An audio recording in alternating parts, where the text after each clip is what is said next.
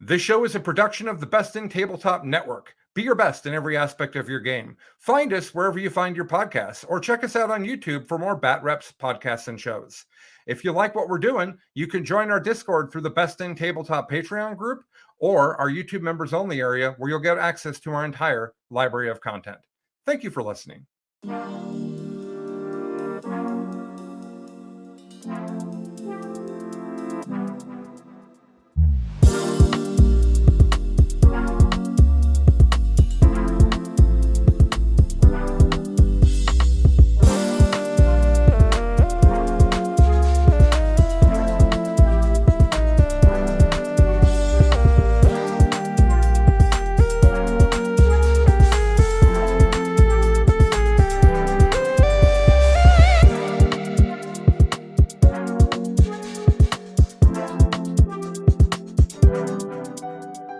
Welcome to Best in Faction, the next generation, a podcast where we finally can actually say that one of our members has won a GT. Congratulations, Nick. Yeah. Congratulations. And we are back after a week away at Turkey Wars up in Olympia. Amazing GT run by Chase and the guys up there, where despite coming into it not really feeling playing the game for the weekend, Nick has managed to triumph with his Necrons as he does, and take home the win for the squad. So congratulations, Nick. Later on in this episode of TNG, we're going to be going into a lot of those games and talking about the path to victory at Turkey Wars, which should be a lot of fun. How are you feeling coming off of that win, Nick? I know you had some second thoughts about playing Warhammer last weekend, but it seemed like you had a lot of fun. What do you think about the last weekend? Yeah, dude. I mean, it just kind of goes to show that, I mean, part of winning a GT is just bringing a good list and then just like getting the luck of the draw with the matchups. We'll go into it more later. But I don't know. It was kind of nice because I went into Harbor like off my win off of Aegis, and I'm like, I want to win this GT. And I kind of got like a little stressed near the end. And the last game was like stressful. And I made like one big mistake. I was like, do I do this? Do I do that? I'm like, I think this is enough. And then it didn't work. And I'm like, man, I feel so stupid right now. So going into this GT, like, yeah, we'll see what happens. And then ending day one, like 3-0, I'm like, oh, okay. Maybe I'll win. Maybe I won't. We'll see. Yeah, it was kind of like a not lackadaisical approach. Like when when the chips came down, I was like, focus up. But more like, I brought what I need to do and just execute, and we'll see what happens. And if it falls into place, it falls into place. And that was like a real fun way to enjoy the weekend. For sure. Yeah, that's definitely the best way to play a GT, is just like have fun, see what happens, play your best game, and just an extra bonus that you managed to win the whole thing. So congratulations. Yeah, and excited to talk about those games later. But first of all, we have a wonderful guest here with us, Colten. Hello. And Colten is a longtime veteran of organizing tournaments in Portland. While we were just, hanging out on our show, complaining about the lack of events around here, he was actually doing the hard work, putting them all together. So we definitely wanted to have him on to talk a little bit about what 40K is like in Portland right now. Talk about what getting together events has been like in the city, and just to talk a little bit about his organization. So, Colten, how are you doing today? I'm doing all right, and you are very, very kind, I must say.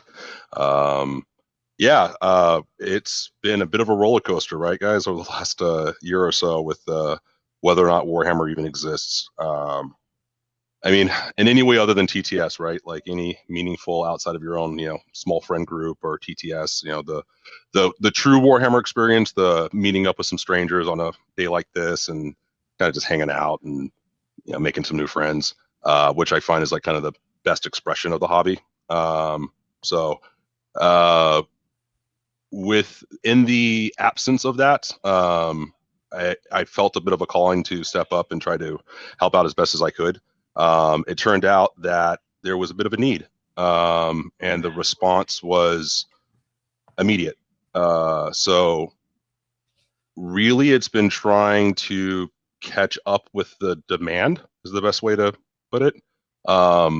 We are limited by the size of our space, basically. But for the time being, everything's going really well, and people are finally coming out and getting some games. We've been doing this now for about 8 months. Nice. That's great to hear. Yeah, like you were saying, COVID, the Portland 40K scene during COVID, understandably, was very locked down. People weren't really playing. Nothing was really happening.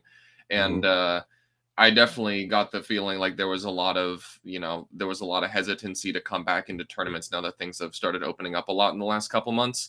And you have definitely done a lot of hard work to kind of turn that around and get people excited about tournaments again, which we are very grateful for. So thank you for doing that. I super appreciate that. That means a lot. My motivation, honestly, is to do what I can to help people. That sounds kind of like generic and lame, but that really is what motivates me to do so. I think everybody has that little bit of a niche that like wants to volunteer or help or do something for, like, I want to help in a soup kitchen. I'll like give out meals at holidays or something like that, like an almost instinctual level of charity that people have. It's a lot easier to give when you enjoy the people that you're giving to, I guess, or working with or helping. And Warhammer people, like tournament people, are the nicest human beings that I've met. Like, as far as like, if I can pick a group of humans and be like, identify them by characteristic, Warhammer tournament people, competitive people, they're kind of like the most creative, nicest people typically, and they're almost universally someone I want to have a drink with after the game. So it's pretty easy to volunteer your time when you like the people that you're volunteering your time with. So I feel it's weird to say like I'm doing like a big effort or some way, because I'm getting a lot out of it myself.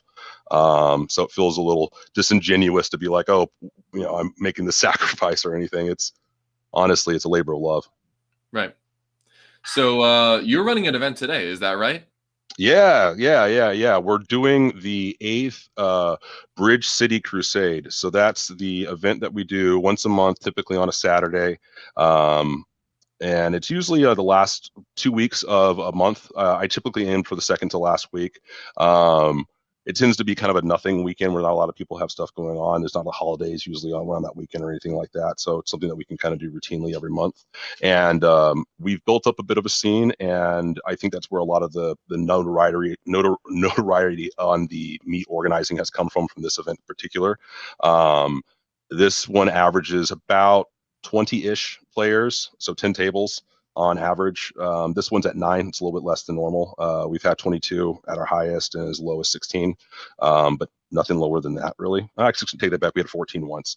That was a drop. But having that be the response from like nothing, from like literally like there's no events going on at all, to like 18 people show up as soon as you put up a listing on BCP, is a really cool feeling.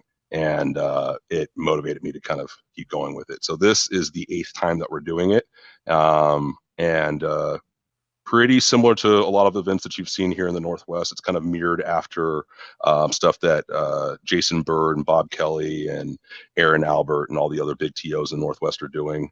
That's where I kind of, if I had to put a philosophy behind this event, it's to try to be as Northwest as possible, is the weird way I'd maybe put it, as compliant with the Northwest meta, I guess, or whatever, how the game is commonly played here.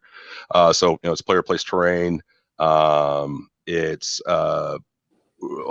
most of our players are playing with 2 to 3 pieces of runes, all with like magic box rules, first floors, line of sight blocking, those kind of things. So pretty standard tournament. Nice. That's great to hear. Any questions about the event today, Nick? I know we were both a little bit bummed that we weren't able to make it. We both had stuff going on. Yeah. I know. I've been meaning to check these out myself. I feel like I'm like a little bit cursed. Every time I sign up for one of these events, it's like something has happened. Yeah, we've seen you sign up a few times, actually. Yeah, I signed up for one like in advance, and then someone was like, dude, that's the BAO weekend. I'm like, oh my God, I'm an idiot. Like, and I'm signed up for BAO. And another time, I think we signed up in June, and that was the weekend that Lukas and I got COVID, so we couldn't go. Good reason to not go. Yeah. And then, this one today, we're here doing our show. So if it's third weekend of every month, I'll keep that in mind and start planning around that. Well, there is hope. I mean, one of my big efforts, and I guess the thing that I've spent probably the most amount of time doing is trying to organize other TOs. Where my background is in like music and music promotion and venues and those kind of things. I did security for a number of years and helped out with booking venues and driving stuff like and doing stuff like that. So working with like a bunch of promoters or a bunch of people that are all into like, you know, they've got small sets of people that they work with, bands, groups, or whatever. It's something I'm pretty used to. And working with someone like Jason or Aaron or like Matt Wood out here in Hillsborough or Chris Green up in Vancouver, it comes pretty natural. So it's been pretty easy to strike conversations with those guys and kind of have like, you know, what are your plans next year? How can we avoid each other's tournaments? How can we do things on a routine so we're not drawing from each other? And it's been pretty good. You know, the event that we're going to talk about later, that was the majority of the push and pull. I know me and Lukas talked like there was a whole day where I was just trying to scramble like what weekend is this really going to fall on. Most of that had to do with, you know, not wanting to be in conflict with other TOs in this area, and just trying to be a good community member as possible. Yeah. Right. So now that we've talked a little bit about your background, could you also give us your 40K background? I'm wondering how you got into 40K, when that happened. Like, yeah, the game I used to play. It's a weird relationship with Warhammer now. I mean, it's very similar to when I started working at Guitar Center. I obviously was like in music and stuff like that, and then I worked at Guitar Center and stopped being in music. Basically, once you make something your job or like your full-time thing, it kind of typically detracts for whatever you're doing. So I've been through this life experience before. So I had to step away from like the parts of the hobby that I love the most, which is mostly like painting, the hobby side of it.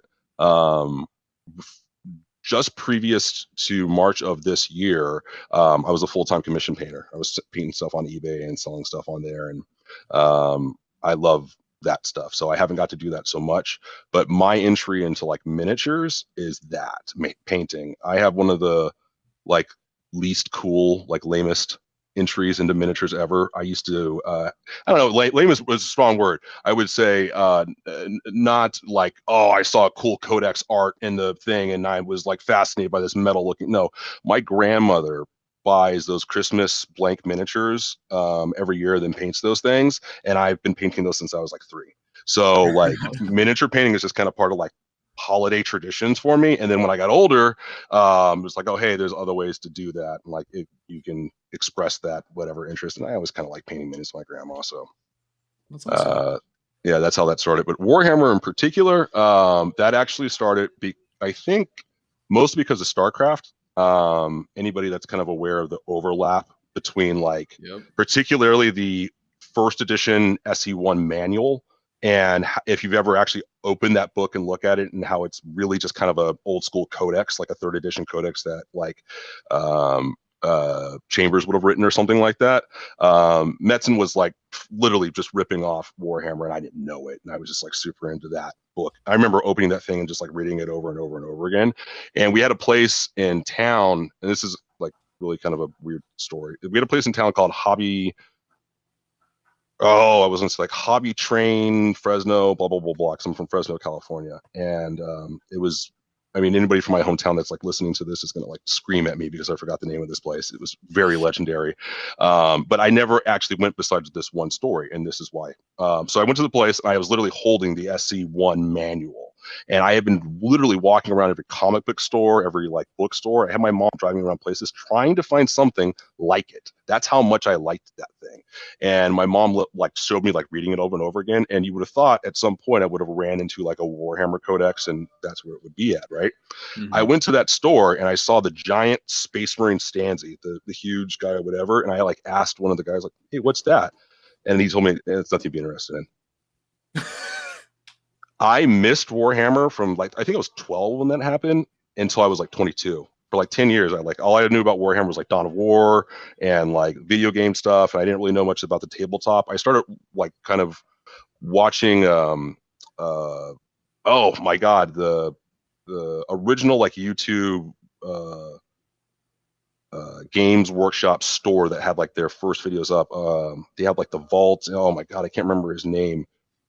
The guy that's got like a giant chaos collection. If you're looking up right now, I think he's up to like 140,000 points. Dave. Mini Wargaming? Oh, Mini Wargaming? Mini Wargaming, yeah. Mini Yeah. Wargaming Dave. Yeah. So I used to watch his videos all the time, like him just stare at the camera and do this back and forth. And it was, I don't know, it was entertaining. I really liked it. And I liked all the Chaos Space Marine stuff. I liked like Defi. I thought that was a cool looking model. And I also thought Defilers were like super badass in Dawn of War. So that's how the Chaos Space Marine thing kind of started for me, was really just like watching Defilers mow stuff down in that game. And yeah, and basically it rested at the video game level until I got a job and I could like, buy the thing that, I could actually do it. And coincidentally too, my roommate found himself in a situation where he just kind of had to move. So we moved him up to Oregon and he ended up living with me. And you live with like your childhood best friend. You both have like adult incomes. What are you going to do? Irresponsible stuff probably. And we ended up wasting retirement money on this. And, lo and behold, the addiction, took my life away. And now I'm sitting here talking to you guys. So There you go.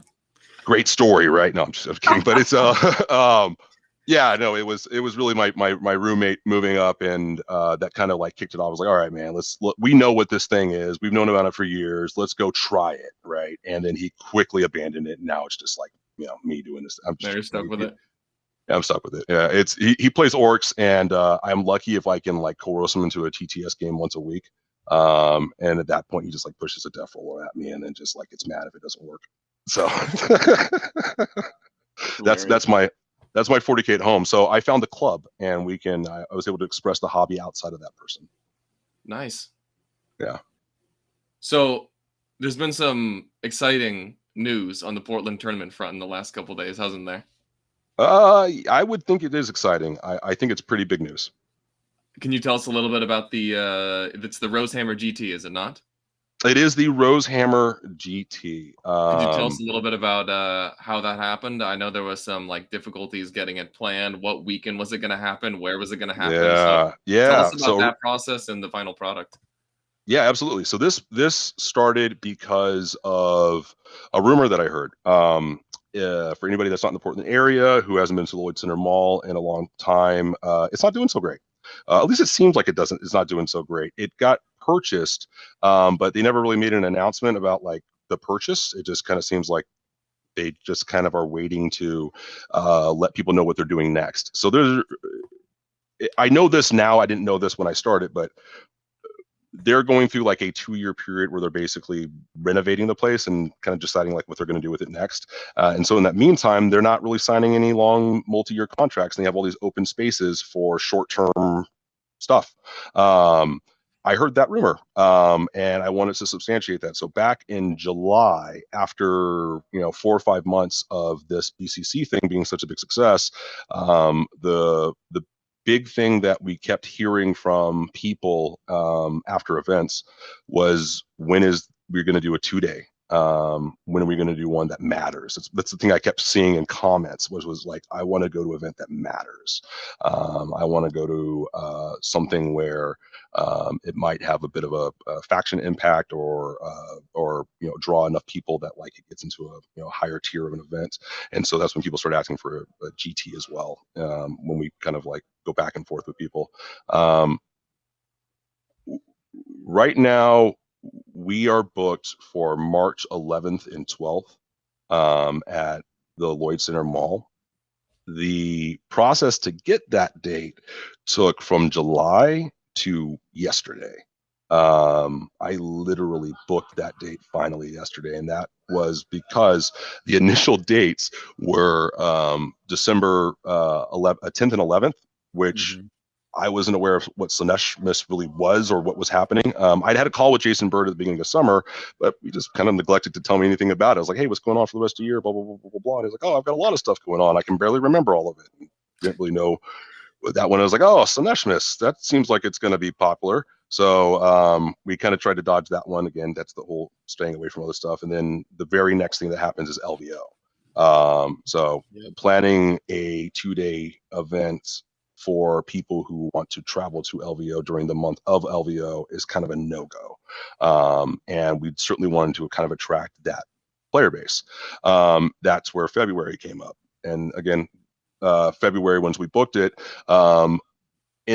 in the meantime, I think this was between like September and basically now, Chase and his pecking order series has really kind of kicked off, and he started booking out a bunch of events, and he booked out a couple dates in February.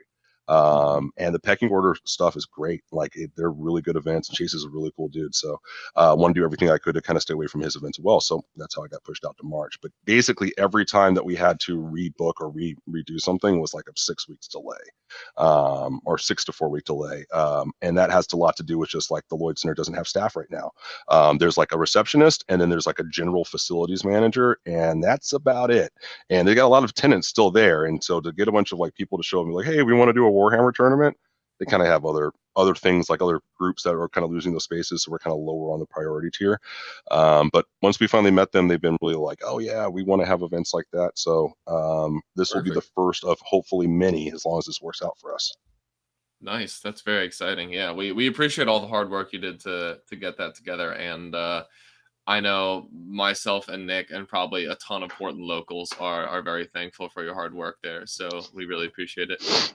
Thank you. No, thank you. Come out and shake my hand. That's what means the most. I want to meet you. Like I'm excited to really figure out how big this scene really is. The event is booked at 50 right now. And the thing that I can announce on here is if we get close, like, before the end of the year, if we're at like 40 tickets, I will start looking for like bigger venues, and maybe push the ticket cap up. We're going to be hitting the advertising pretty hard on this. Being part of a club, I've got a few extra people that can help me out to delegate a few tasks. And so hitting up the various corners of the internet is a little bit easier when I can have a few people help me out with it. And so we should see some pretty heavy like saturation on this one. So if you're playing, if you're aware of the game, and if you're in the area, you probably are going to know about this event. And then from that point, I'm kind of very curious at what the response is going to be. I wonder if we can get to like 80 players or 70 players or something like that, like you've seen up in Olympia. I'm very curious if we can. That would be very cool. Yeah, that has always been the not the issue is definitely the wrong word, but I've always, in my head, like Portland is where a bunch of local RTTs happen. And then if you want to get to a GT sized event, you got to drive at least to Olympia, Aberdeen, or Bellingham, which is always kind of bummer. So like, it's going to be really cool to see what the turnout is for this event. And if people are willing to come from up in Washington, because if they do, and we also get a bunch of Portland locals, I think we could easily crest 50 players and get up towards 67 or even 80 like you said. And I think that's going to be really hype. What was GW Open, like 300 and something like that? In Seattle? Seattle? Yeah. It was like 203 or something. And you can honestly say that like that's the most extreme example of like, everybody who's going to show up to anything kind of event. But it's not unreasonable to say that half those amount of people would be interested in going into another Northwest event. And that half is over 100 people. And that's pretty solid. And if we're doing that at the Portland level, there's no reason why we can't attract that other half. You know what I mean? Or maybe people from outside of our area. That's kind of a part that I was disappointed to find was how little outside of Northwest travel that we get for like Warhammer. Like not a lot of people from California coming up. Not a lot of people from East kind of traveling in. So part of the steps that we're doing at the Rosehammer GT is to make the event as awesome as possible, and try to get as many amenities, make it as nice as possible with as many accommodations, and kind of if somebody is going to be making those travels, they come back with a good story, and maybe we can snowball this into getting some greater national attention. One of the things that's most exciting for me is the ability of a tournament like Rosehammer GT to appeal to players south of us. I mean, as much as we in Portland complain about having to drive so far to get to GTs, I mean, there are Eugene is so much worse. In Eugene, people in Salem, people in Eastern Oregon and Washington that have to go hella far to get to tournaments. And those guys are so cool too. Like the Eugene group of guys are some of the most dedicated players in Oregon, and they are some of the nicest people possible. And they're literally driving 2 hours to get a game. So one part of the urgency that why I was kind of like in a rush to get this done in December like this year was that I wanted to facilitate those guys. It felt really bad like being like, hey, come up for a 1 day. Like if you're going to be making those trips, I would much rather be like, hey, stay the night, get a weekend out of it. I know 2 hours isn't a lot for a lot of people, but for some people it is. And I know that just expending those resources, it would be nice to get the kind of a full experience out of that. So I'm hoping that's what we can do at the Lloyd Center Mall. I hope so too. Yeah. Alrighty. Nick, any other questions for Colten? I think this has been a great interview. We've gotten kind of the lowdown on some tournaments that are happening right now, some tournaments that are coming up. I'm definitely very excited. Do you have any other questions for our guest? I mean, I'm just really excited. I think the last GT we had was prior to COVID, right? 2019. It was Stumptown Stomp. Yeah, Stumptown right? Stomp. That was the first GT I ever went to. It's the last GT we've had here in Portland. How'd you do? I got like, I don't know. Let me pull it up somewhere. I went 4-1 with this janky Eldar list. I got 6th out of 37 people. Yeah. But no, I'm really excited because I feel like the tournament scene was like starting to take off, and then COVID hit, and then it's just been a really hard time since then. So, I mean, I know we've said it a bunch of times, but I like really appreciate all the hard work you've been putting in because like if we can get GTs up and running again next year in Portland, that's going to be awesome. Yep. I'll be honest with you. You guys are putting in a lot of work yourselves, putting on this podcast and getting us some exposure on YouTube and talking about the Portland scene that has a big impact on us. So thank you for representing us on the digital space. You're doing a lot of good work yourself. So we can all give each other pats on the backs. Good job, everybody. Well, that's the hope. And yeah, anyone in the Northwest definitely should try to make it to this GT. It's March 11th and 12th? Yeah, March 11th and 12th. We are going to... Yeah, exactly. We are dealing with mall hours, so that's the only real derogatory that I would say is that everything has to wrap up by 7 p.m. So I have to start the event earlier than I would typically like to do for like this. Like today, we don't actually start till about 9:45. It's like 10 o'clock when everybody actually gets going. We got to start at 9 at Rosehammer in order to get all the time in, and that's only with giving people like short amount of breaks. So the time constraint isn't ideal, but the amount of resources that are available. I mean, there's a freaking food court. So you've got everything you can ever need, and there's hotels in every direction, and it's a super central located place. So hopefully the time constraint, or hopefully all the other amenities outweigh the time constraint. Excited for it. Yeah. All right, Colten.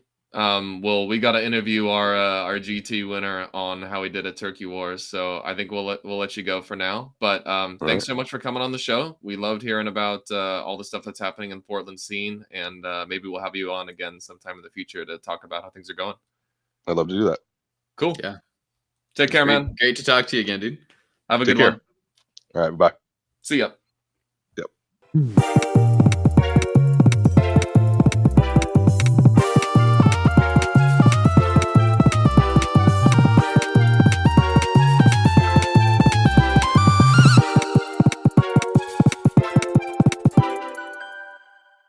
Welcome back.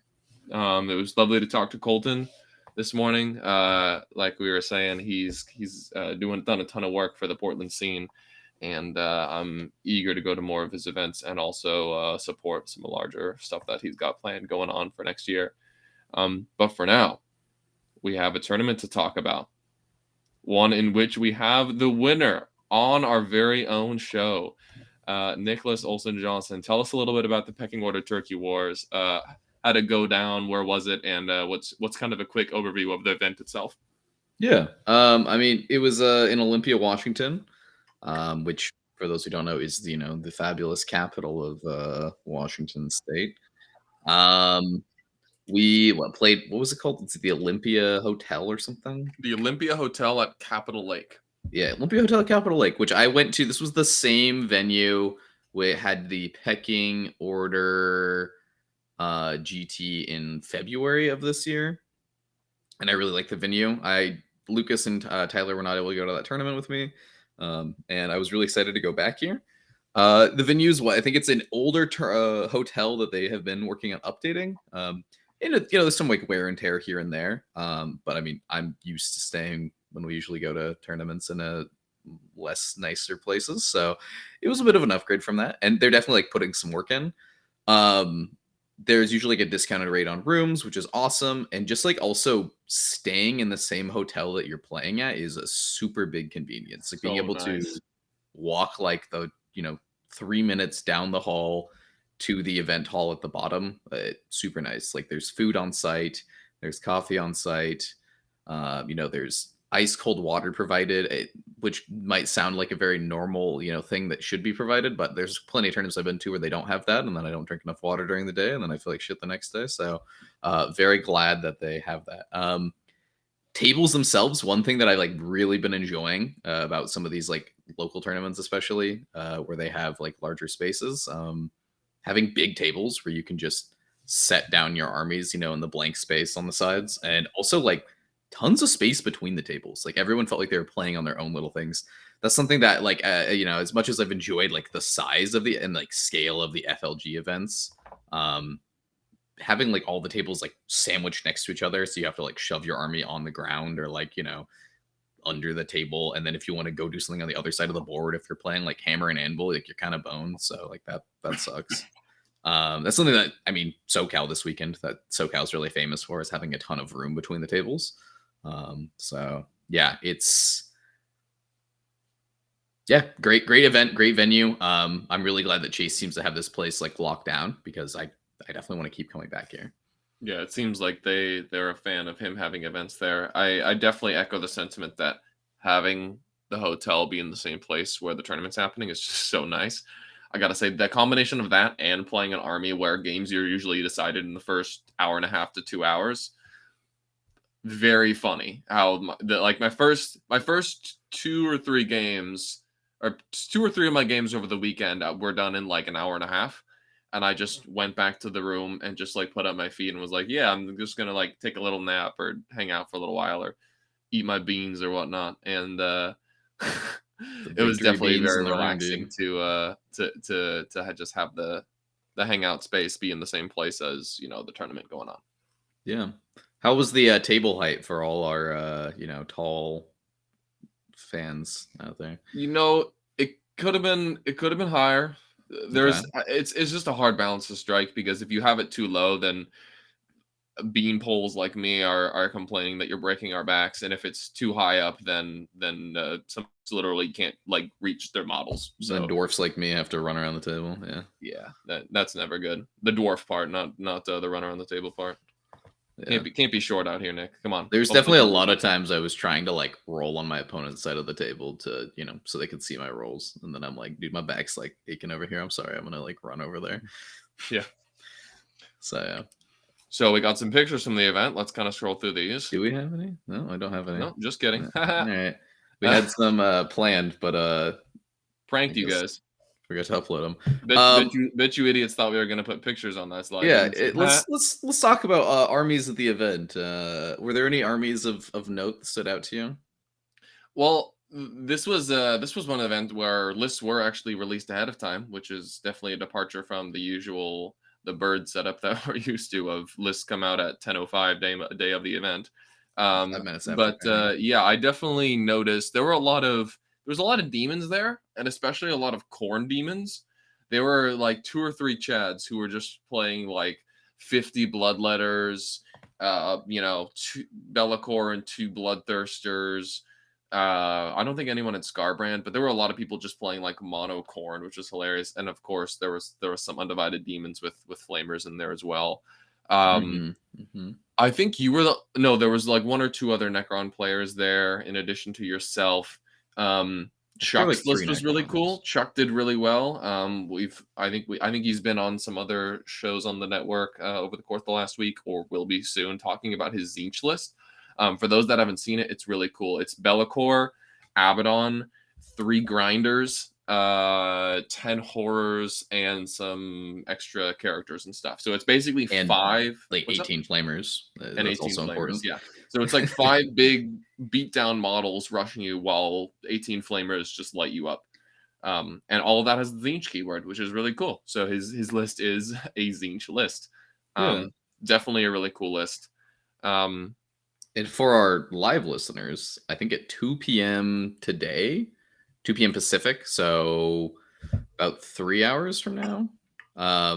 Chuck and Colin are going to be playing that list on stream against Colin's Yanari, and they're going to be showing off some of the new streaming tech that Colin has. So if you want to see that wacky list in action, check it out. If you want a little like rundown of the list, I think Chuck talked about it on This Week in 40K from this week. So there you go. I never had to play against it. I don't think you had to play against it. Tyler did. And the list was surprisingly good. So, yep. Yeah, it's a great pressure list, in all honesty. It does a lot of damage with shooting, does a lot of damage with melee, and it does a lot of beef. So I'm not surprised. It's very good at running opponents over. Yeah. So I think for this week, you and I and Tyler all attended the tournament. Tyler is currently gone this weekend. He is at the SoCal tournament right now. So I think next week the plan is you and Tyler are going to debrief SoCal and also debrief your runs at the pecking order. I will be out of town next weekend, so that is why we're doing this one separately this weekend. Yes, sir. Yeah. So let's talk about your run, since you ended up winning the whole thing. Tell us about the Triarch Extermination Force V3. This one is subtitled A Fistful of Scarabs. Why is that? Oh, yeah, dude. So, those who've been following closely, you know, the storied tale of the Triarch Extermination Force, it has been through a few different iterations. My first iteration was with Double Catan, Transcendent, and Void Dragon, which I won the Aegis Open with. I was lucky to run into 3 Knights, which is why I put the Void Dragon in the list, right? That was the goal.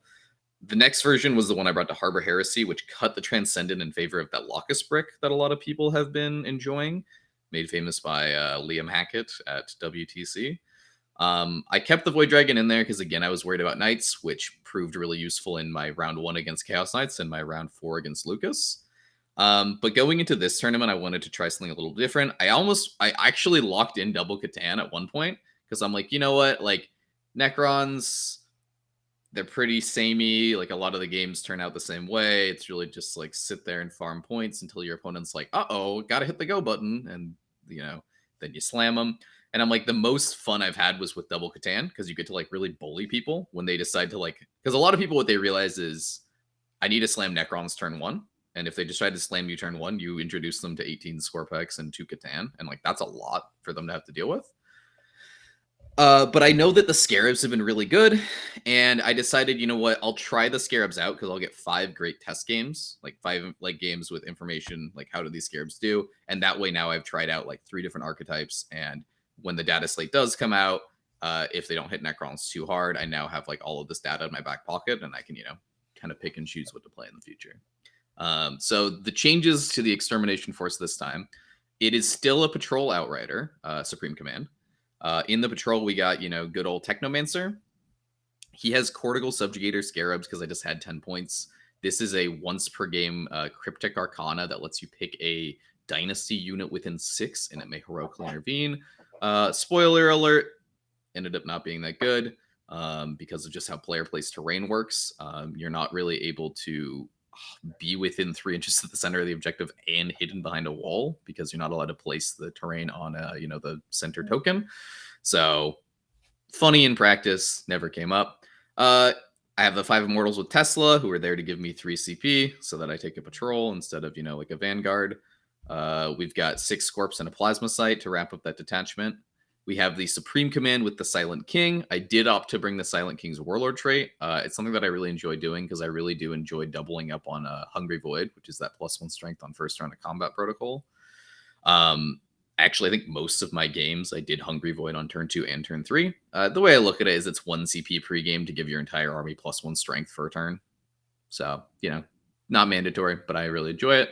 And then to wrap up the army, we've got an Outrider. Got a Chronomancer with the Veil of Darkness relic, 2 squads of 9 Scarabs, which is the max squad size, a squad of 3 Scarabs, 3 squads of 3 Tomb Blades, 2 squads of 6 Scorpex with their 2 Plasma Sight buddies, and then the Locus Brick, which has 6 normal Locus and a heavy Locus with the gigantic Gauss Destructor. You didn't bring the Enmitic Exterminator? No Enmitic Exterminator. I didn't really think that was necessary. Are you impressed that I knew the name of that weapon? Yeah, you know, well done. Yeah, it gives me 4 CP at the end there. which is quite a lot to play around with. The So- names of the Necron weapons always just crack me up, dude. Yeah, I feel like you could just, slap some sort of thing with Exterminator, Destructor, Flenser, and like you'll probably get it right half the time. Forgot about Annihilator, but yeah, that And, also there you probably go. works. That too. Yeah, anything, some sort of thing with those 4 adjectives or whatever in there, you're good to go. Hilarious. So, give us your thoughts. I mean, obviously, we'll talk about how it felt to play this list over the course of your games. But going in, what was your impression of this list? Yeah, so the downside with this list as opposed to like the double Catan list is this list bleeds no prisoners. The moment you put 9 scarabs into your list, you've accepted you're giving up a 15 on no prisoners because 9 scarabs is 36 wounds, which is almost 4 whole points on no prisoners. And spoiler alert, some of them are going to come back. Yeah. So yeah, if a single base comes back, that's 4 points on no prisoners. So right there, 2 squads of scarabs is 8 points on no prisoners, which is already hitting the threshold. So you're already giving your opponent a 9. And that's, not including the Scorpex and Locusts that are also coming towards your opponent. So one of the strengths of that Catan list was you score a 45 on secondaries and your opponent goes, uh-oh, what do I pick? At least now do they get to score a 15 and then go, uh-oh, what do I pick? But yeah, downside is it does give it up. I knew that the scarabs were going to play a lot more of this like traditional game of 40k, where you do the thing where you put a unit in the middle and then you go kill the unit in the middle or I score a 12. And scarabs are really annoying with that because it's 36 wounds and a lot of people are bringing like very elite stuff these days. There's not a lot that can like kill a 36 wounds of a unit in 1 activation. The alternative is to bring OBSEC, but not a lot of people are bringing OBSEC trash anymore. I've seen a lot of people actually starting to put in like little squads of like 10 Hormagaunts or like 10 Gargoyles or, other like 10-man OBSEC trash squads to counter Scarabs actually. Because another thing that you can do with Scarabs is if someone drops 9 Scarabs on an objective behind a wall, you could drop your 10 trash models and you go 10 beats 9, I hold the objective. And now the Necron player has to like commit a real unit to the middle. The Catan list doesn't really play traditional 40k. It kind of cheats because it's got, 2 wound cap models that also like do mortals and it can ignore invulns and just do a lot of weird stuff. So that list is a lot more like someone tries to vibe check me and I vibe check them back. And so I was a little bit worried about, armies that were going to try to rush me. This list is not as resilient to rush because you don't have the Catan that can defeat other wound cap models or like do mortal wounds, which gets around, invulns and transhuman and like transhitman and all that stuff that we're seeing these days. Another thing about Catan that's really good is they can go like hug a melee unit, and that melee unit is now trapped there for 2 turns, which can like really slow a rush army, like stop a rush army in its tracks. So I was a little worried about that. Obviously it worked out well, but we'll talk about why it worked out well and why I got lucky with some of the matchups that I got. Nice, dude. Let's do it. Here's a picture of the army. Yeah, so this is a picture of the Triarch Extermination Force, including the Scarabs, as you can see. It is a lot of stuff. Something that I was always astounded about is after deploying my army and taking a picture of it, I'm like, wow, there are a ridiculous amount of models on the board for a, I guess, generally more elite army. And it makes sense that this army gives up no prisoners because everything on that board there, except for the king, and I guess the 2 characters, is a no prisoners model. So yes, it should give up hella wounds. Yeah, I think it's like 179 or something. My opponent takes it and I'm like, cool, dude. Like, if you live past turn 3, I'm giving you a 15. Like, Yep. Yeah, it's crazy. Game 1. All right. We got Death and Zeal for our first mission. So we're at corner deployment. We're starting nice and close to each other. So nice saucy value from that pregame move. And your round 1, you're playing against Undivided Demons. So I got a battalion here. Got Fate Skimmer, that's the Chariot boy. He's got Infernal Flames and Bolt of Change. Bellicor with the Teleport and Void Slivers. I don't even know what that is. It's like a line mortal spell. Okay. We got a Bloodthirster with +1 damage, ignore wound caps, and he himself is a wound cap. So this is the wound cap lad. And then we've got a Lord of Change here. Infernal Gateway, Master Mutator, the Impossible Rub. Did he have what's the -1 to wound? He does Incorporeal not as have well? that because the Bloodthirster has the Warlord trait. Right. Okay. Yeah. So this is a Lord of Change that can flip damage to 0 once per phase, and also does +1 mortal on a 2-up, but he doesn't have the -1 to wound. So a little bit of a squishier Lord of Change. Yep. Still a He's pain got- in the ass to kill and shooting. Yep. 2 squads of blue horrors, 1 squad of pink horrors, an exalted flamer, and then the obligatory spend as many points on flamers as you possibly can. So he has 2 squads of 6 and a squad of 3. Starts with 3 commander points. Tell us about this game, Nick. Yeah, I mean, so Demons is one that's like a matchup that can be scary for Crons. They're pretty good at, rush / pressure. My first experience into Demons was playing a corners mission such as this, and my opponent got to go first, and he kept me in my back corner and kept me on a 4 on primary for like 3 turns until I finally broke free and just managed to flip it at the end. They have Reality Rebels, which is a fantastic secondary for this army. It is basically Purge the Vermin, except it's like have demons in the quadrants that you want to purge, and also like have a demon in the middle. So I know that we're pretty much tied on that. Like Reality Rebels is probably like a 12 to 15. No Prisoners is probably a 15. He's probably going to take Mental or Warp Ritual. And then I'm taking on this mission, it's a funny one of those 5 objective missions. So what do you think I'm taking, Lucas? Treasures of the Aeons! Yep. Anything else? Purge the Vermin! Yep. And what do you think my last secondary was? Probably scan objectives. Yep. Ancient Machineries. Because I look at this, there is a single OBSEC unit in his army, Pink Horrors. So it's really easy for me to just fly 3 Tomb Blades over, go, I awaken the machine, and I get my treasures. 6 points. Nice. Also deny you primary. So it's a 10-point swing right there. You'll love to see it. So I knew I had the advantage on secondaries. I knew I had the advantage on primary. I just got to be careful not to get like vibe checked by, this Lord of Change and Thirster and Bellicor. So yeah, game. Luckily I went first. And Necrons, if you've ever played against Necrons, the difference in them going first versus going second is going first, their army just lurches forward at an incredible speed because they all pregame 6 towards you. Honestly, everything kind of went right in this game. We're playing player place. I won the defender roll off, so I got to slam down a thing in the middle of the board, and I got to go first. So I just push my army out, throw 9 scarabs in the middle. Yeah, so here's a picture from one angle of me moving my army. There's some Tomb Blades in the bottom right there, I guess top right from this perspective, that are heading over to scan and awaken objective. He opted to put the Lord of Change and I think some blues and some flamers and Bellicor in Deep Strike. So on the board, he has 6 3 flamers. He has the Wound Cap Thirster. After the game, I think we talked about how Bellicor definitely should have started on the board because like everything in my army, like nothing in my army can kill him at ranged. And also that means anything that's shooting him isn't shooting the Wound Cap Thirster, who's like way scarier. Yep. So that was a bit of a mistake. The Lord of Change starting Deep Strike's fine because it lets him like get a nice like place to drop down in Gateway, which is like a bit of a pain to follow. Gateway, for those who don't know, is a closest visible within 18 takes D3 mortals, and then every enemy unit within 3 takes D3 mortals. But if you roll a 10 plus, I think it's flat 3 to everything. And then his exalted trait is at the end of the psychic phase, if something took mortals from the Lord of Change and didn't die on a 2-up, it takes another mortal. So this guy drops down and just goes like, boom, like 4 mortals in an AoE, which, can be fairly devastating. And something that I had to respect.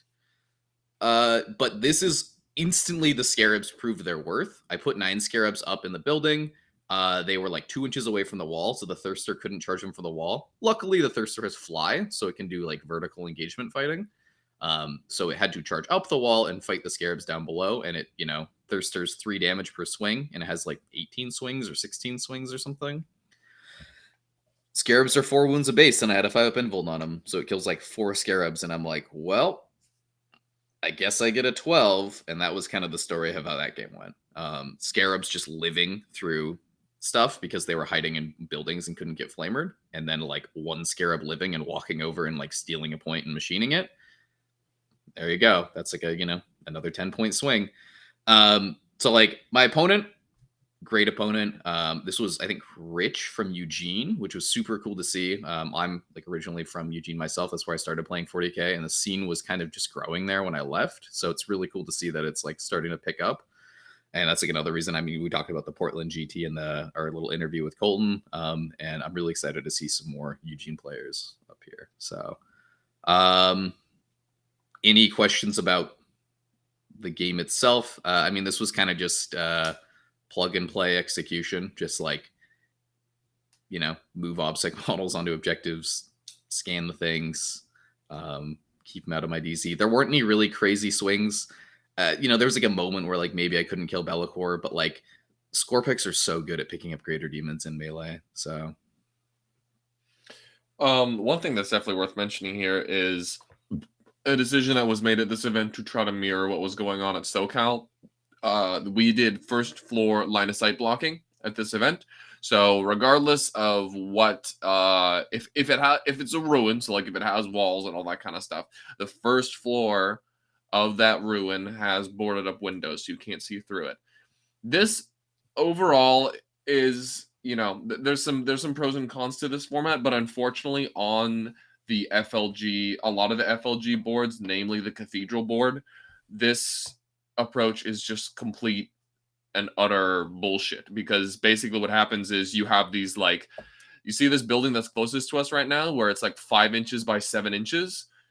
Yeah, that's just a gigantic magic box, and some armies can't interact with that if you can't shoot into it or charge into it. Like, for example, knights. Yep. If a bunch of infantry models are hanging out in there, they're in there for the rest of the game. Or for another example is one of our buddies, Ryan, played Sisters Against Tau on a table like this, and that is like uber doomed for the Tau, because you just put 3 of these buildings in your DZ and they can never interact with you. So while first floor blocking definitely has its pros, it also has its cons, and I feel like none of us really appreciated that until we ended up on these tables where people just had uninteractable units all the time, and that was a real bummer. Yeah, if you want to play first floor blocking, you definitely need to have like terrain with it in mind. Because like this board here, I played on this board twice. This board has 6 squares, which on normal player place with not first floor blocking is pretty bad, because there's like no way to like put any, like there's no way with how you're not allowed to like cross the center line on player placed, right? And you're also not allowed to like place the building on the token. There's like no way to hold a objective from behind a wall. I think maybe that small rectangle like could like do what I'm doing there, where it's like in front of my home objective. You could do that. Maybe, dude. Yeah, like, so this board here is kind of the perfect example of really bad if it's not first floor blocking, and broken as hell if it is first floor blocking. So yeah, don't put 6 boxes on your board. Put like a box or 2 and then like an L or 2. Yeah, I think what we're realizing here is the Cathedral table is kind of doo-doo. I'm sorry. I think, yeah, just put L's and don't have first floor blocking. There you go. Good to go. Yeah, boxes are bad terrain. Who would have thought? L's good, box bad. Yeah. So that definitely helped. We did, for the first time in like a while, have to like do like vertical combat a few times in this game, which was really wacky. Also, because the flamers couldn't shoot my guys like, through the bottom floor windows because it was first floor blocking, they would fly up to the top floor and then like shoot down. And I'm like, very strange. There was a moment where I had some Scorpex in this, what is it? My top left objective. It's this like piece of terrain closest to us for our live viewers. They were on the bottom floor and there were some flamers creeping around. And I'm like, okay, I don't want him to like fly up to the top floor and flay the Scorpex down below. So I actually moved the plasma site up to the 2nd floor, so he couldn't land on the 3rd floor because of vertical engagement range. Oh my god. So he just couldn't shoot the Scorpex in the middle. I'm like, cool, you can kill this plasma site. That is so haggard. Yes.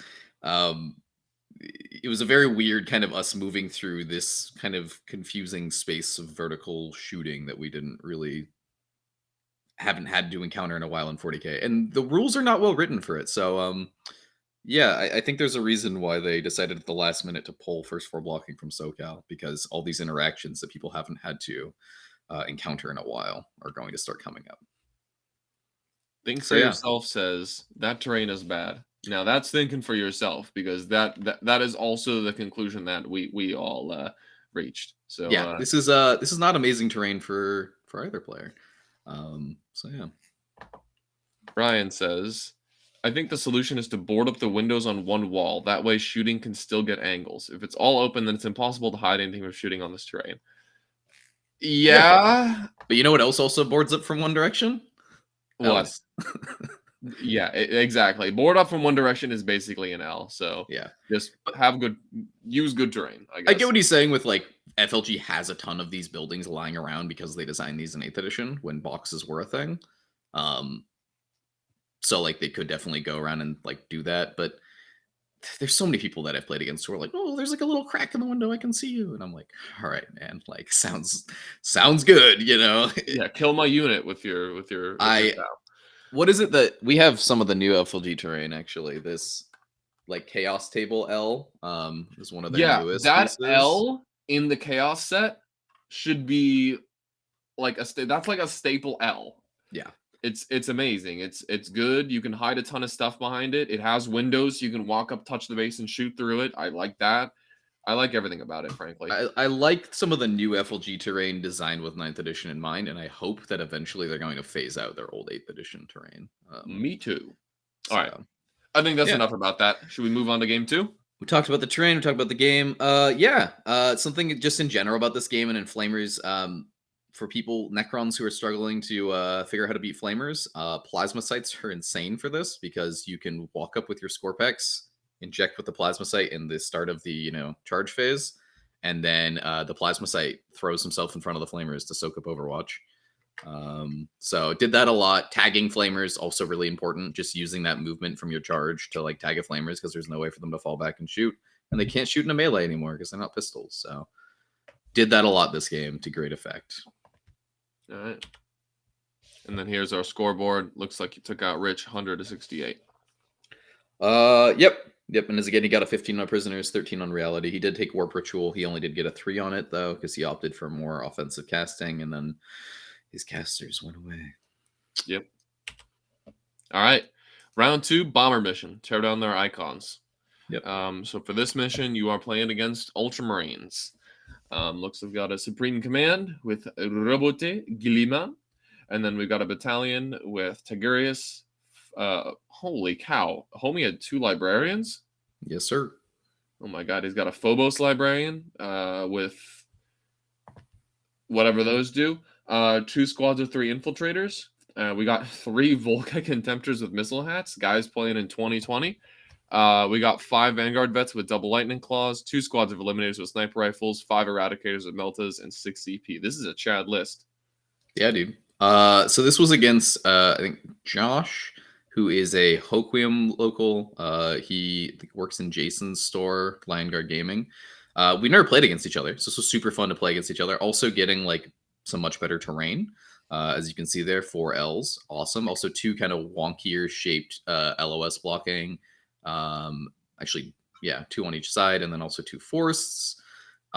This mission, again, this is another just standard 5 objective mission layout, which really strong for Necrons. So I opted for Purge Treasures and Machines, as one does. He was going to take Oath the Moments, and I'm like, dude, you should take no prisoners, because that's going to be a lot easier. He did take no prisoners. We marched from a crag, which is basically Ancient Machines, except it doesn't complete end of turn, because haha, mine's broken. And then he took Mental Interrogation, which makes sense, because he has 2 librarians, and I have some characters. He went first on this mission. I have played against Ultra Memes before, and this was basically, Ultra Memes with Gilliman. Well, not basically, there's no Redemptors, but a version of Ultra Memes. It's got the redeploy, it's got Volkites, rerolling everything. So I was like, I don't want to get lit up by them turn 1. So I deployed fairly conservatively, deployed in such a way that my 6-inch pregame move can get me safely into ruins. I went second. We did like a little bit of back and forth, and then on my go turn, actually Scarabs were super useful in this mission. I had a turn where Scarabs, that squad of Scarabs in the middle there, they moved up turn 2 and charged some Volkites and like just tagged a bunch of them, so that they were like spent their whole turn shooting the Volkites while my army was like advancing towards him. And then once the Volkites cleared the Scarabs, I crashed into him with a bunch of Scorpex and the Lukas shooting, and just managed to pick up like the Volkites and the Eliminators. And it was really just Gilliman fighting through a horde of Scorpex. And he doesn't reroll wounds or anything, so I just popped -1 to wound. He killed like 2 Scorpix. So I'm like, sorry, Gilliman, and that was that. I forgot he had a 3-up invuln though. I like slammed into him, and the guy's like taking 3-up saves. I'm like, uh-oh. But then he went down, stood back up, killed like 4 Scorpix, and then died again. I'm like, all right, sorry, Gilliman. See you later. So Space Marines are not in a good spot.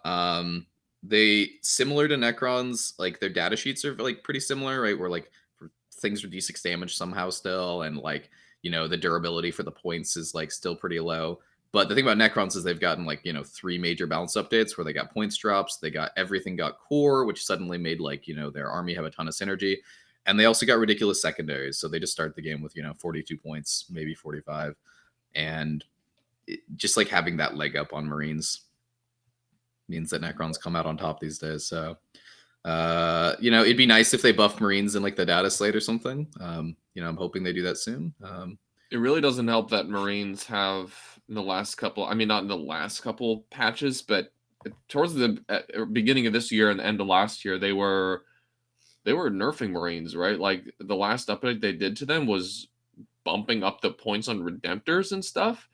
And I mean, because like those at the time were shooting people okay, but like, yeah, a Redemptor being like 60 more points than a War Dog is pretty silly. Hey, you leave my War Dogs out of this. It's just saying. Yeah, Volkite Contemptors aren't that scary these days either. It was pretty weird when, well, okay, they are scary with the right buffs, but these were not the right buffs. They shot 2 of them into my Locusts and killed, first one killed 2 and 1 stood back up. Next one killed 2 and 1 stood back up. And then a squad of Eliminators just like randomly gatted down 2 guys and they didn't stand back up. And I'm like, who knew the Eliminators would do more damage than the Volkites, dude? This is a weird game. Yeah, So, I mean, they have the right profiles into the right things every once in a while. And they do have good units. Like every time you get shot by that Iron Hand, you know... that Iron Hand Contemptor character, yeah. Iron Hand Contemptor is pretty scary, but like it's that and like Sanguinary Guard. And like, is there another good unit? I mean, everyone always pointed to Vanguard veterans, but like, they don't really hit hard at all. Sorry. No. So yeah, Marines just don't hit hard for the points and have no meat on the table. So yeah, not surprised by and the as you can results. see from the scoreboard in this game, like turn 2 onwards, I was getting 12s. He just wasn't able to contest the middle. It was just a wave of pressure. I was able to keep him back. So, yeah. Good for Necrons. Yeah. Game 3 time?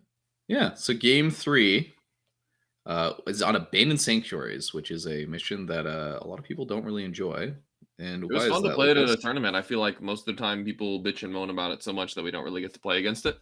Yeah. But play against it. Play on Abandoned Sanctuaries. Kind of cool. You don't get to do your pregame move. Did that influence the result of this game at all against Emperor's Chosen Custodes, or did it not really matter? Yeah, so something that I'm really used to doing is player placing my terrain like just outside of my DZ a little bit, so that when, you know, turn 0, I pregame move into the terrain, and now my army is just basically like, I imagine my army is 6 inches forward more than it is, but you can't do that on Abandoned Sanctuaries, which is a bit of a bummer because I like having that like more forward staging point as most melee armies do.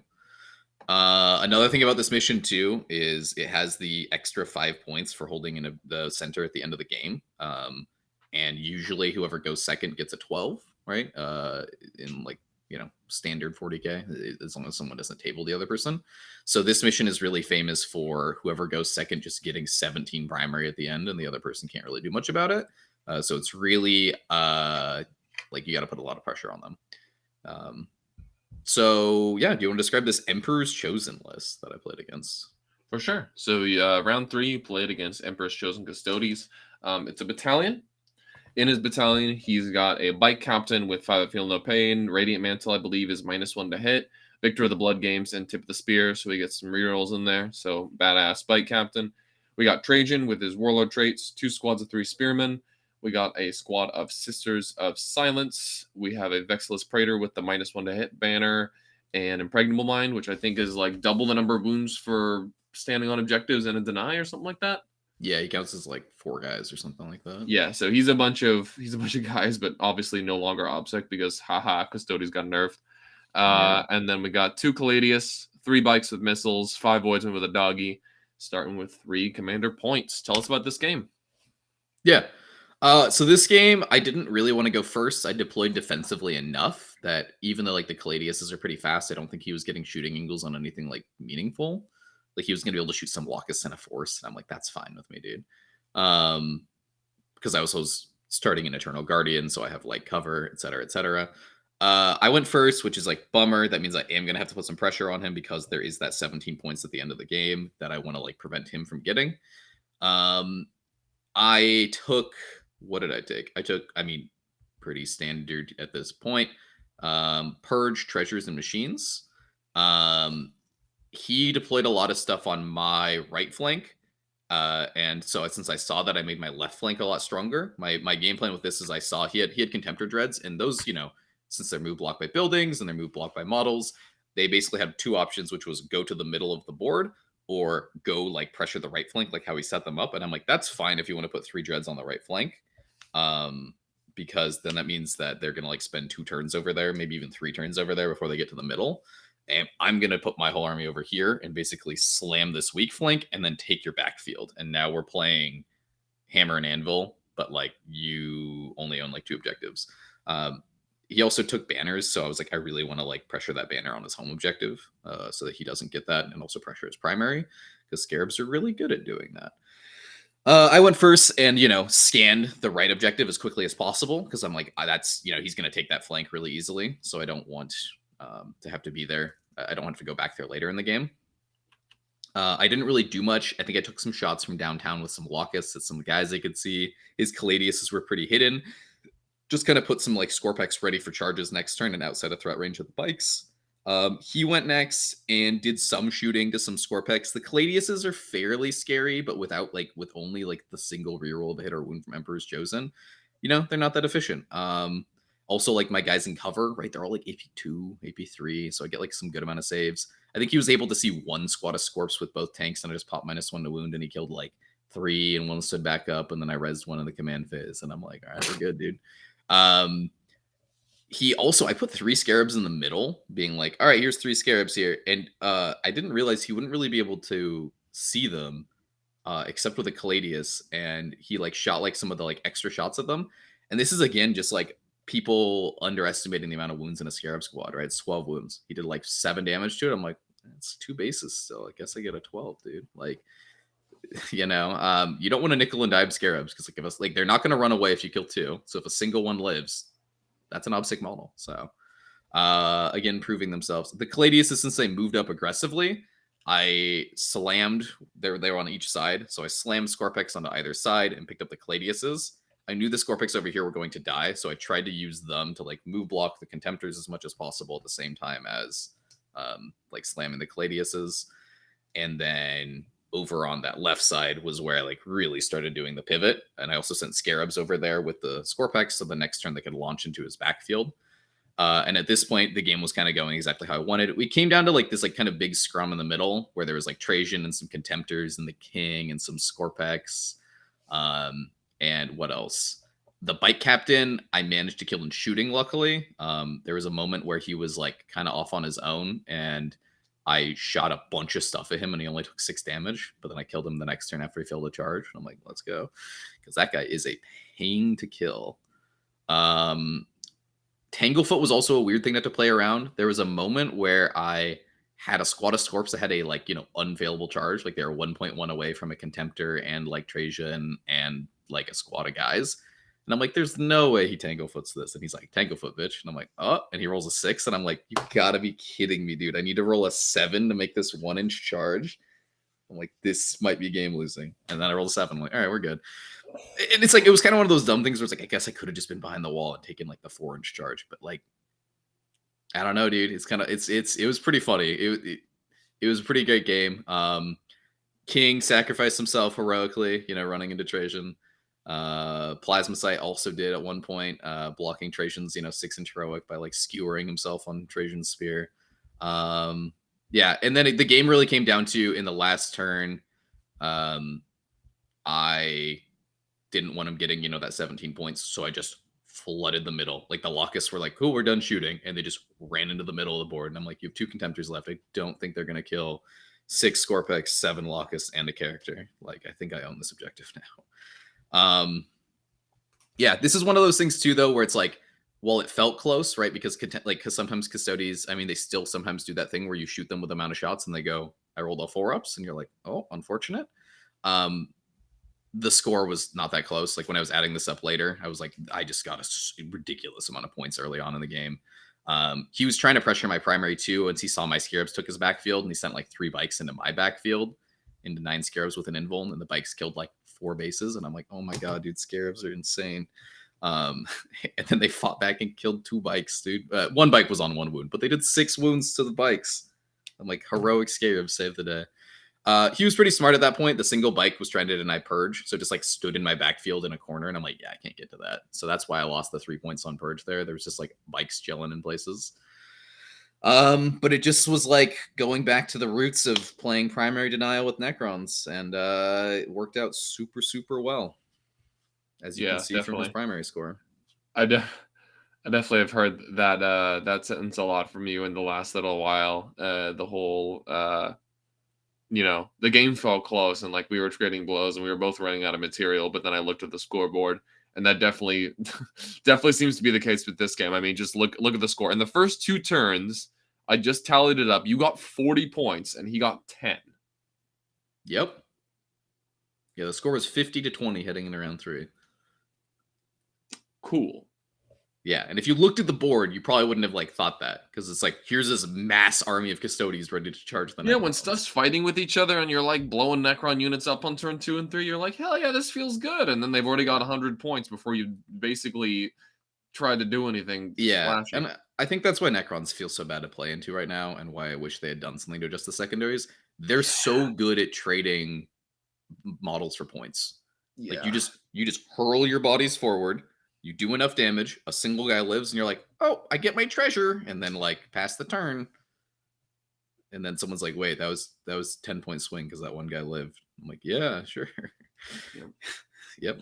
So I've also got this badass art of the Lock Warden here. All my friends know that I don't really like Custodies. I don't think they're that cool. The one exception are Shadow Keepers, just because of like black and bronze armor. I think looks super sick. And the Lock Warden is definitely no exception to that. I think he's pretty cool as well. And this comes from a great, I don't know if it's like I think he's like a commission painter. Ornerist.com is what this says. And he has a great Instagram as well that I know, where he'll do up like people's favorite characters and like, paint them, and also like make the art of it as well. So like he'll paint it on paper, and then he'll also paint the miniature. It's just super cool. So this is his Lock Warden, and I just I thought I wanted to share that because I think it's super badass. Yeah, Lock Warden's the sickest character in Custodies, and it's a shame that more people don't play Shadow Keepers. Agreed. I'm certainly more scared of them than Emperor's Chosen. Big same, dude. Shadow Keepers are scary. So yeah, that I want to mention that game. I think I played against Raby, who is a Discord member in our Discord. I had never met him before. This was a fantastic game. I had a ton of fun. He was high energy. It's swingy moments both ways. We were both just like laughing and having a good time, and kind of like he was like, oh, I'm gonna get you, just like a lot. It was a really, really fun game, especially like for like my most challenging game of the day too. It was like a really fun way to be like, cool, dude, we're just gonna like play some fun 40k, and like I don't know, I wanted to shout him out and thank him for like a really great game. I think it was my favorite game of the tournament. Not to say that my other games weren't unfun, but this one was definitely the most memorable. Hell yeah, dude. All right. Round 4, playing on conversion. So the other corners mission. You're going up against our boy, Max Schwarzer. Yep. This is Max knocked me out in round 3 after I made some ape-brain decisions, and he exploited them very well. So Max was undefeated going into day 2, which is very exciting for him. Very hype. And he's playing Prescient Brethren. So this list, we have a Prescient Brethren list. It's a battalion. We got a Brotherhood Chaplain with Words of Power. For those who have not played against this litany, I know we've talked about it before, but it's basically make your Paladin unit hit infinitely hard on a 3-up every turn. Warp Shaping has changed the tide, and Gyro Temporal Vault is a fight first spell that he can put on those paladins. He's got a Libby. Max kitted his Libby a bit out differently. Kitted his Libby out a bit differently this tournament. He went for a sniper role for his librarian, which is pretty cool. So basically, what you do is you still take Psychic Epitome, so he does an extra mortal wound whenever he casts, and you take Vortex for the splash. But then you take a different power called Purge Soul, where if you beat their leadership plus a roll off, you deal a D3 mortals to them, which will be D3 plus 1. And then you shoot them with this thing called the Severance Bolt, which says, when you hit, you ignore Lookout Sir, and when you hit, they take D3 mortals. So this guy's really good at just like assassinating a little character, which I thought was super cute. I really like that tech from Max. And the Sigil of Exigence, this is the thing that most people are familiar with on Dread Knights, where when you shoot him, he teleports once per game. Something I want to point out about the Severance Bolt, I believe it is once per game, and you also have to nominate the character that you want to snipe at the start of the game. Really? Yeah. It's because it's like this weird thing where like they put like the name of the character on the bolt around or something. It's super weird, dude. Okay, that makes that whole combination a little bit worse. But it's like it was specifically there to deal with like a really annoying support character such as that he just wants the to Foul go Blight after. Spawn. That's fair. Okay. Yeah. Fair enough. We got Drago with Gate, Sanctuary, and +1 damage. 3 squads of Strike Marines. We got a Paladin Ancient with Gate and the Gem of Anoktu to cast it reliably once per game. We got an Apothecary with the Obsec Aura, Vortex. I don't even know he had Vortex. And Divination. That's the Prescient Brethren Warlord trait to give CP. We got 10 Paladins, Nemesis Hammer on the Sergeant, and 4 Psi Cannons. So shoot a little bit, punch infinitely hard. 2 squads of 5 Interceptors, squad of 10 Interceptors. The squad of 10 Interceptors is definitely new for Max. He wanted the flexibility to be able to take 4 squads of 5, but also just have a big brick of 10 to, be something that's a little bit meatier on an objective and be hard to remove. Yeah. And they're very good combined with Drago's Sanctuary. So you have a squad of 10 guys with a 4-up and walking around. Yep. And the Paladin Ancient in the command phase can bonk him on the head and give him +1 to hit, because he can do that to any core unit. So here is some fabulous pictures of Max's Grey Knights that he sent me this morning, actually. We got top left, that is Eldwin Santor, his Terminator Librarian. Over to the right of that, we have the 10 Paladins. Looking badass as always. The guy in the middle is the Paragon with that Nemesis Demon Hammer. We got some, I think, strikes in the bottom there. And then in the bottom left, we have his converted Caldor Drago, which I believe he converted from like a Terminator kit. He not a big fan of the Drago model itself, especially the head. So he's got a sick helmet there. And that guy looks very cool. Way cooler than the actual model. Yeah, if you've seen Drago's actual face, it looks terrible. Fucking dumb. So this was the night. I think we were all hanging at dinner, and I was 3-0, and everyone's all like, "All right, Nick, like this is your tournament to lose now." And I'm like, "Guys, don't put this on me. Like, what? You guys are stressing me out." So when I saw that I got matched into Max, I was like, "This is definitely like my game to lose. Like, this is the game I could lose." Max has a lot of experience playing into me. Max has a lot of experience. What is it? Yeah. Playing into me. He has a lot of experience with like my playstyle. He has a lot of experience with this army in particular. And the mission here, Conversion, while it is a Necron favored mission with that, 5 objective mission layout, it also favors him because his goal in just any game is to slam the Paladins in such a position that you can't ignore them. And then when you decide to commit to them, you bounce off of them and they delete whatever you threw at them. And then they just march down the line towards your home, like swatting aside anything in the way. The reason why these things are such a pain to deal with is because they are always casting the +1 save on themselves. So they are a 2-up with Armor of Contempt. So basically a 1-up into, any AP. And then they cast another spell on them to make them a 0-up. And if they're in cover, they're on a -1. I can't ignore cover for a CP, but it's not amazing because it's like ignoring cover with AP3. So now it just puts him back on a 0-up and he takes 3-ups. He has 6-up Feel No Pains from the Apothecary nearby, which makes it really annoying trying to like kill 3-wound models with a Scorpec Bashblade because he makes a single 6-up. Now the next Bashblade is basically wasted. Defensively, these guys can transhuman. It is 3 CP, but remember he's getting an additional CP every turn, hopefully, from that spell. So he's getting 3 CP every battle round. And the thing about these is I do have that fight last offensively with the king. So you might be thinking, well, I just dogpile him by running the king and a bunch of Scorpex at him. But he's really smart because he keeps casting Gyrotemporal Vault on them, which gives them fights first. So really what's happening is I'm making them fight last, which makes them fight normal. One squad of Scorpex goes, he can then spend 2 CP to interrupt and slam me. Now, this is a very expensive combo with the transhuman and the interrupt. That's 5 CP. But like, if he has the CP to do that, I might just bounce with Scorps and the king, and then he kills both of them if I'm not careful. So that entire game, I was worried about this. I was also worried about him going for like these, 9-inch out of deep strike charges. So the entire game, I'm basically using trash to both take my treasures, deny his primary, and screen, and just making sure there aren't any dumb holes in my backfield for this like librarian to teleport into. So it's this very tense back and forth. I decided also not to opt for machines. I know up until this point I've been taking machines with treasures because they're such a good combo. But what I was really worried about is he does have a decent amount of obsec with the strikes. What I was really worried about is him going first and doing something like advancing obsec onto the middle or obsec onto that bottom objective, and then it's 5 bodies to my 3 Tomb Blades, and I can't start the Ancient Machines action because I don't control the objective.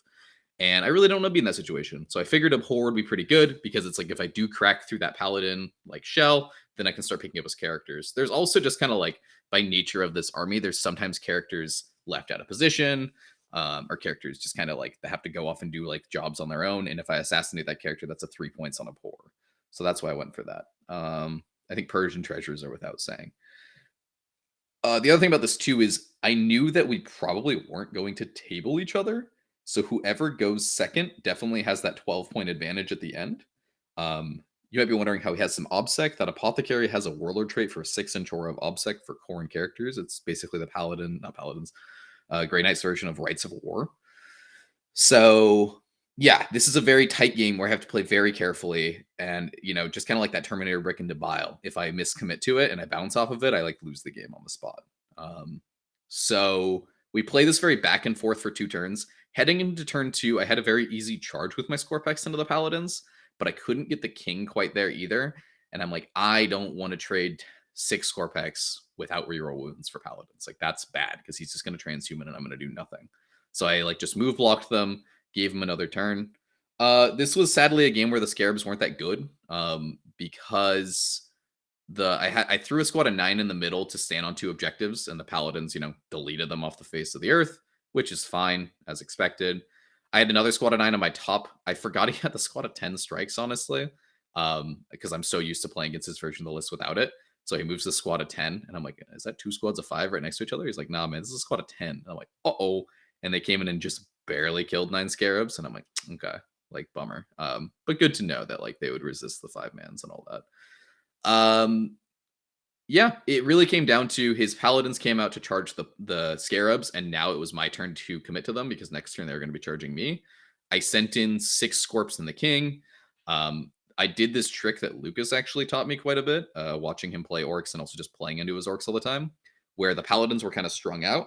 So my Scorpex on their initial charge ran in and based a bunch of the Paladins, and then the King charged like a corner of the Paladin brick in such a way that he was an inch away from this guy, and there was like a guy that was unbased who could have like piled in, but basically it was like only 2 Paladins were going to be able to fight the King if he decided to interrupt, which was like cool. 2 Paladins don't kill the King on full health, which is great.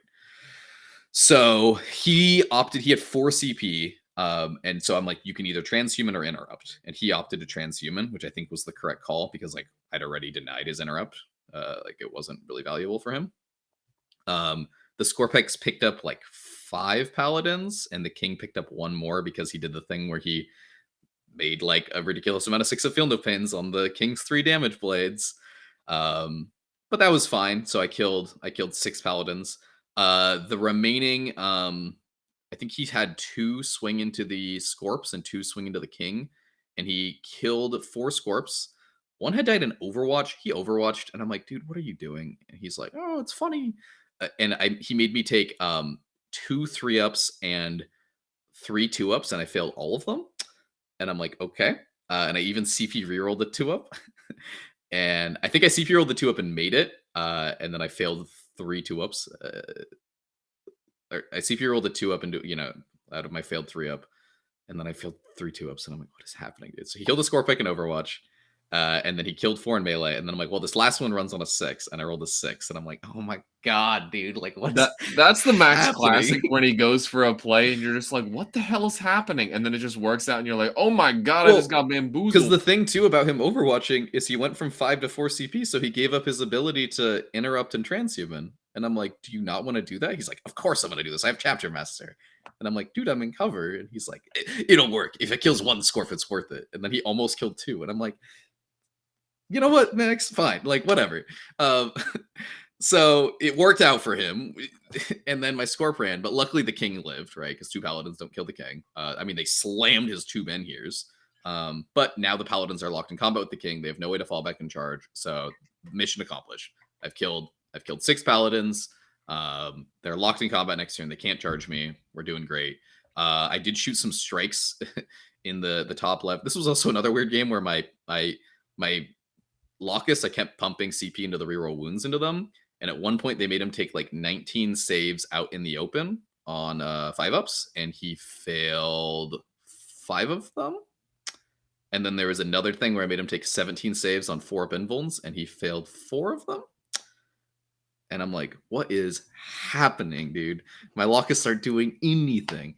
And then that squad of, 10 strikes where I killed like 3 of them, ran over and almost killed these Scorpex. And there were some swingy moments that I'm like, this is not what I was hoping would happen. But we managed to like clinch it out in the end. We pushed back against the Paladins. We pushed back against the strikes.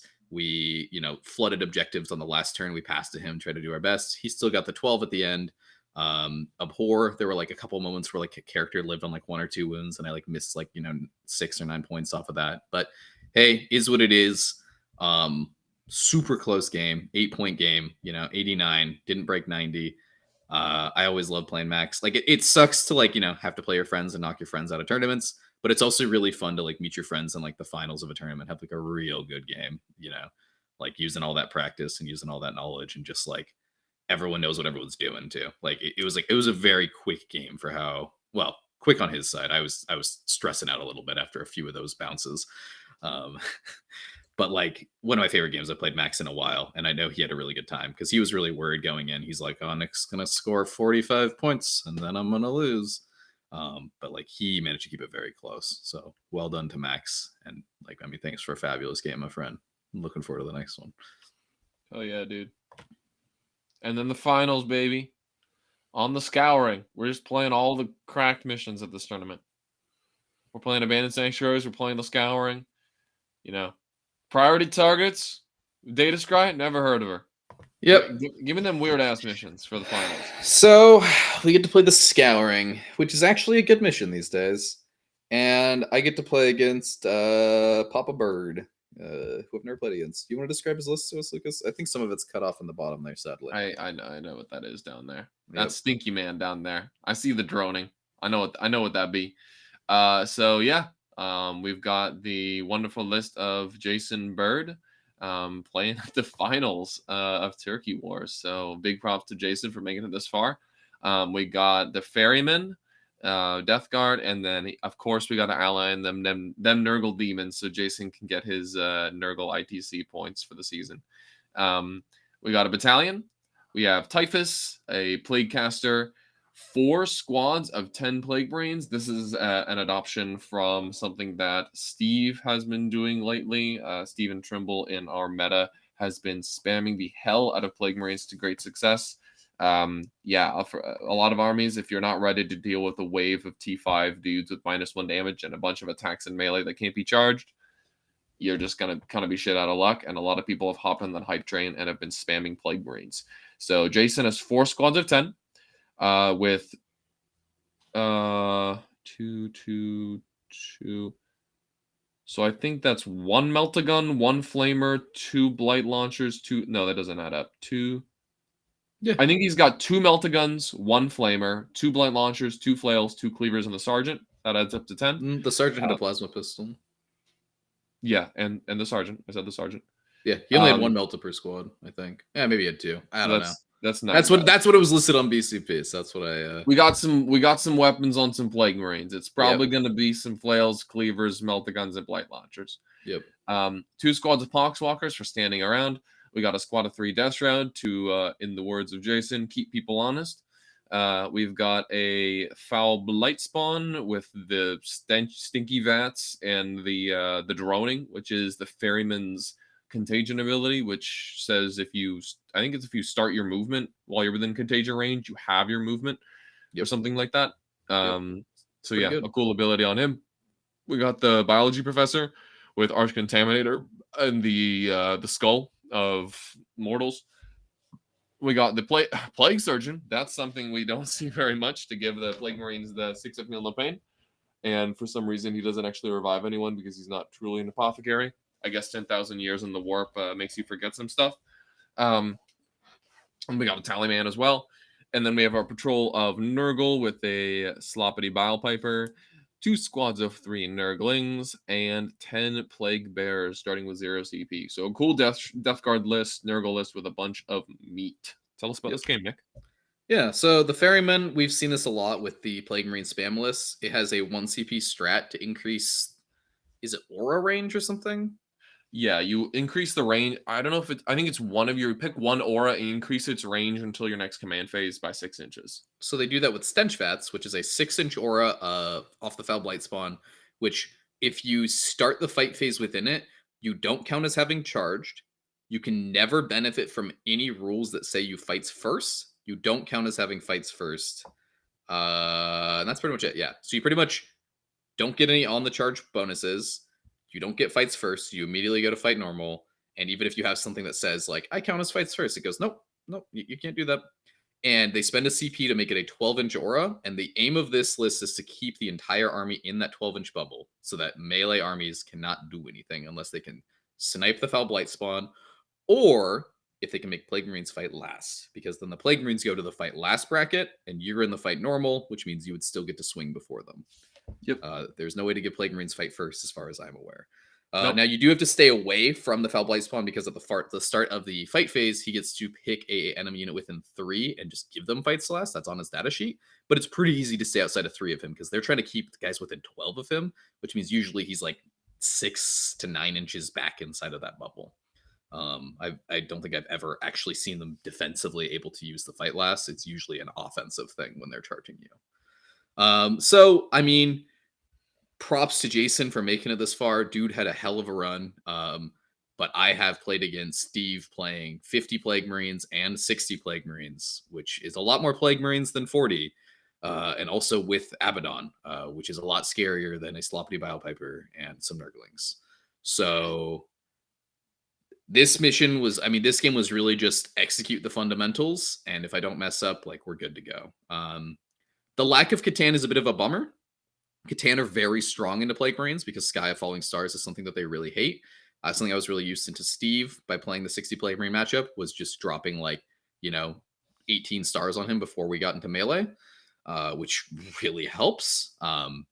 But into Jason, what I did have this time was the Locust Brick. So I was able to, I basically believed that the King and the Locust Brick would be able to pick up a 10-man Plague Marine squad and shooting every turn, or at least knock it down to, 8 and then 1 runs away. And that's exactly what happened. Jason went first. He pushed his army up. I backed up a little bit, shot a Plague Marine squad to hell, screened out my army. He slammed into some Scarabs, picked up the Scarabs. His Death Shroud, to keep me honest, came out of Deep Strike and failed their charge. I'm like, sorry, dude. And then I looked and I'm like, Jason, are those 2 Plague Marine squads next to each other? And he said, yes. And so the King walked over, charged both the squads. At the start of the fight phase, both of them fight last. On either side, 6 Scorpex with the Plasma Sight buff come in. I pick up 20 Plague Marines in melee. And that's it. That's the game at that point. 30 Plague Marines are dead. 18 Scorpex, the Locust Brick. 9 Scarabs are still alive. We were just kind of playing for points at that point. He had 10 Plague Marines that came in and just smashed, 6 Scorpex off the face of the planet, as they do. And then I killed those guys in melee. I had 9 Scarabs fighting some Poxwalkers and the Bile Piper and some Plague Bearers on that objective over there in the top right on our screen for a while. The Biopiper actually gave him like 8 more points, and in a close game would have been pretty good. It kept turning off my Scarab's OBSEC, and I'm like, Jason, stop this. But it didn't help win the game. It really just came down to, my secondaries are pretty strong. I took Purge the Vermin because it's really easy against Death Guard. They have no unit that really gets into your backfield as long as you screen out their Death Shroud. Also on the Scouring, if people are getting into your backfield in your DZ, you've probably lost the game at the end of your turn. I took no prisoners because his army bleeds no prisoners, just like mine. And I took Ancient Machines because it's a very easy 12, and if I roll over him, I can probably get a 15 on it. Treasures on the Scouring is famously a little bit difficult because it's 3 no man's objectives that your opponent selects, which means they select the 2 on their side of the board and the 1 in the middle. So in a close game, it can be a bit of a bummer. It's a little bit easier with Scarabs because Scarabs able to like leap over your opponent's army and deny primary and also hold your treasures, but I haven't really found I like that strategy quite yet. So maybe I'll try it out one day, but it was not the right pick in this mission because it also competes with no prisoners because it's in the No Mercy, No Respite. So yeah, this really just came down to fundamentals. If you're playing Plague Marines, pro tip, or if you're playing any melee army in general, try not to let the Silent King charge 2 squads at once. I've gone over with a lot of people, but it's one of those things where I think people at this point have finally gotten used to fights lasts. That was a very rare mechanic in 8th edition, but it's a pretty common mechanic nowadays. So I think people are very used to the start of the fight phase, target an enemy unit, fights last. People are not used to the aura one yet because there's only 2 models in the entire game that do that, the Silent King and Res Mecha's Redder Armor and the Orcs book. So a lot of the times we'll go over it with people and they're like, aura fight last, sound good, got it. And then we get to the fight phase and they're like, who are you picking? And I'm like, dude, we went over this like already. Like, I'm sorry, but I'm picking everyone because that's what my rule says. And then they go, oh. It's like one of those things where it's like, once you get hit by it, you like really like, oh, like you internalize what this does. There's a lot of stuff in the game that's like that, where you have to really have it happen to you or see it on the table to really realize the import of it. Yeah.